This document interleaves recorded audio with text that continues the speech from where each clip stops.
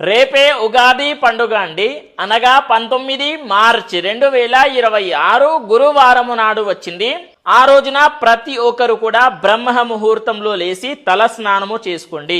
బ్రహ్మ ముహూర్తము అని అంటే ప్రొద్దున్నే 4 గంటల నుండి 6 గంటల లోపే లేచి తల స్నానము చేసుకోవాలి.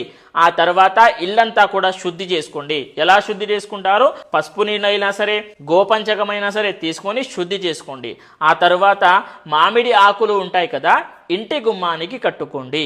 ఏదో మనము డెకరేషన్ కోసం కట్టుకోము, అలా కట్టుకోవడం ద్వారా మన ఇంట్లో ఉండేటటువంటి నెగటివ్ ఎనర్జీ మొత్తం వెళ్ళిపోతుంది, పాజిటివ్ ఎనర్జీ వస్తుంది. ఆ తర్వాత ఏం జరుగుతుంది? లక్ష్మీదేవి స్థిరంగా ఉంటుంది. అందుకే మామిడి ఆకులు అంత ఇంపార్టెంట్ అన్నమాట. ఆ తర్వాత షడ్ రుచులతో కూడుకున్నటువంటి ఉగాది పచ్చడి తయారు చేసుకొని ఇంట్లో దేవుళ్ళకి నైవేద్యంగా పెట్టి మీరు కూడా స్వీకరించండి. సాయంత్రం పూట పంచాంగ శ్రవణం వినండి, రాశి ఫలితాలు తెలుసుకోండి. ఆ తర్వాత మీ దగ్గరలో ఉండేటటువంటి దేవాలయ దర్శనం చేసుకోండి. చివరికి ఏంటి అని అంటే లక్ష్మీదేవి స్థిరంగా